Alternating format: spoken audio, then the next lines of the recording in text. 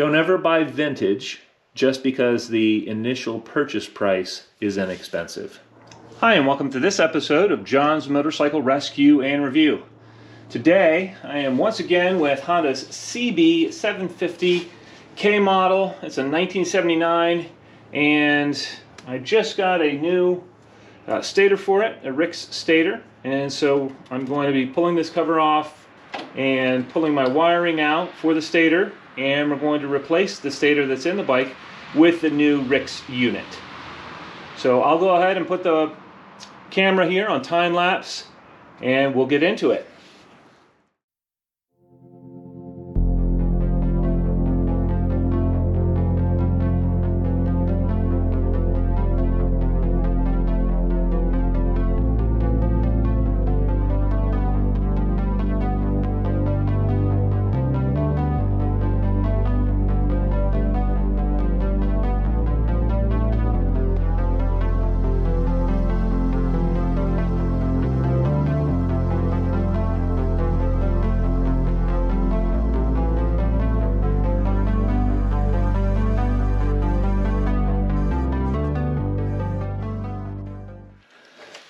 When I put the multimeter against the inner and the outer copper rings here,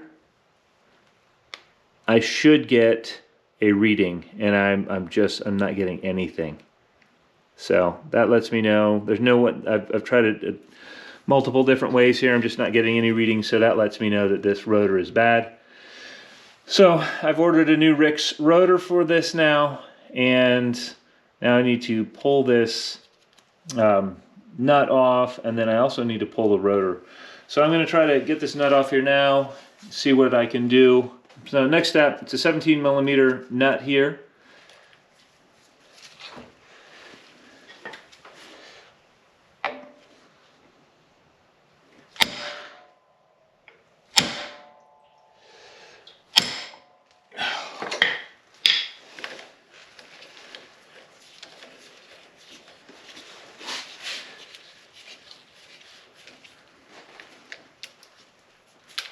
What I did there was put the bike in like 4th or 5th gear, and then I also applied the rear brake and then hit it, and it broke it loose. So that's nice. So here's the bolt. Now we're going to try the bearing puller. Hopefully the one I have is the one that I need. And it is not. So I need to order one of these as well. This is a bearing puller, but I need to thread that in and pull this off. So we'll go ahead and do that. Again, while I was in there, got this little part here, and this mounts to the inside of the stator cover. It mounts like this. What I noticed was that this had been cracked and repaired at some point. And so what I've also done, I've got a new one of these on order, and the new, yeah, it's all going to be new. I didn't anticipate the entire electrical system being shot on this, and my suspicion is that somewhere along the line somebody tried to get this started and the battery was dead, and so they hooked it up to a car battery and tried to start this thing up, and the additional amperage just blew out everything.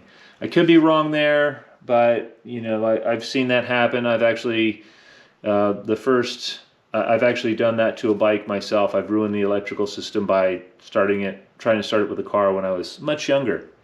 So live and learn, and that's kind of a rule here. If you're trying to get a vintage bike started, don't cheap out. Get yourself a bike battery and use that. Get a good battery, charge it up, and use that. A car battery is it's too much amperage for your bike's electrical system to handle. In summary, in addition to the igniters that we got and put on, and in addition to the new regulator rectifier, we've got a new stator, a new plate here and a new rotor. The plate and the rotor are still on order. So that's, you know, sometimes when you get in here, these costs can add up pretty darn quick. Like I say, I wasn't necessarily anticipating that cost on this bike. You know, some of the things that I didn't have to pay for, the tires on the bike are actually good. So that's, you know, some cost savings there. You know, sometimes you get lucky in some areas and not so lucky in other areas. Sometimes you get lucky in all the areas, but that's super rare.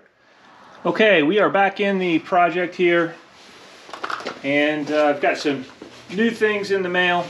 First off, we've got the Rix Electrics rotor puller here, and it is Rix part number 50-117.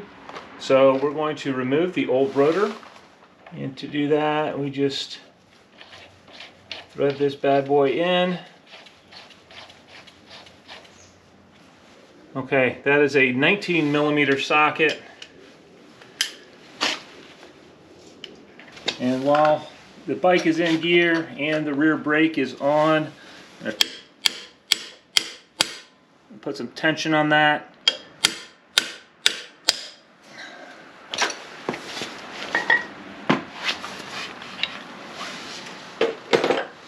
So now that that's tension, I'm going to just hit it with a hammer a couple times.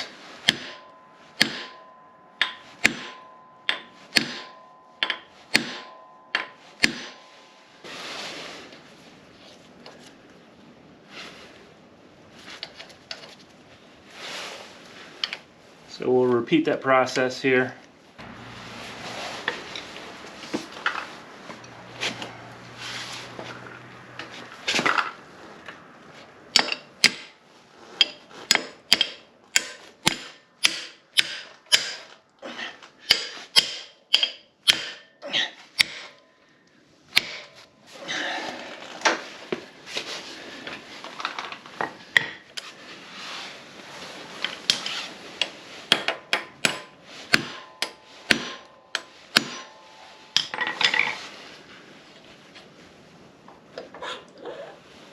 And there we go.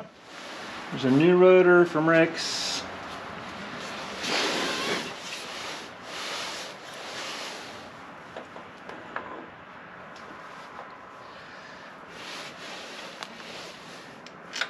And we will tighten that down with the bolt.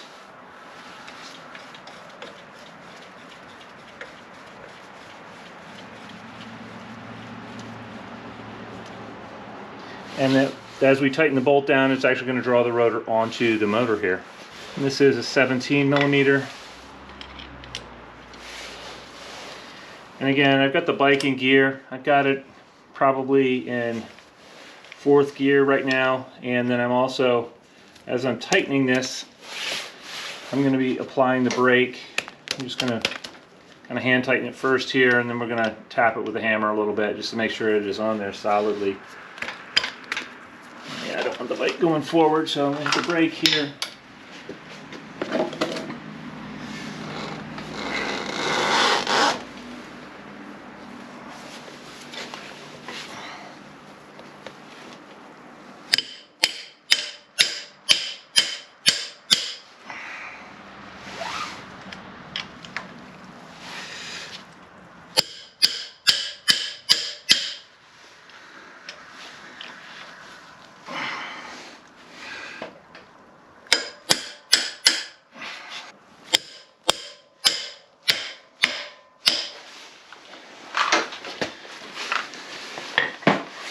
And that should be tight enough.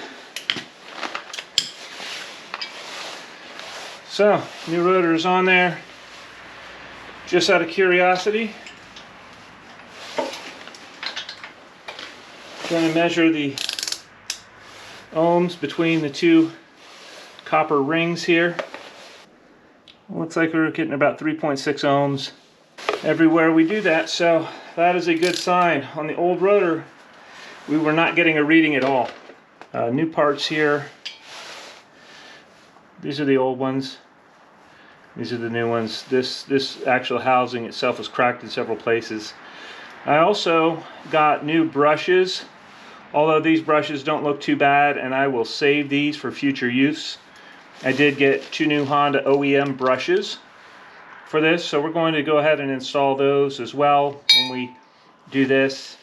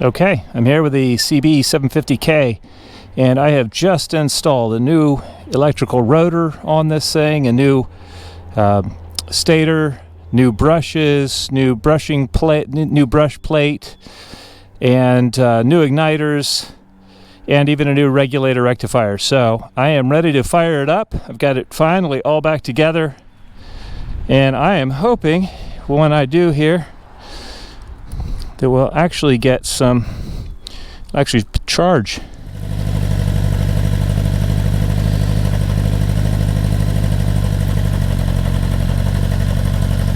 Oh, beautiful. It's charging. Amazing. And as I rev it up, it should charge more. I also want to make sure that the battery has a full charge overnight.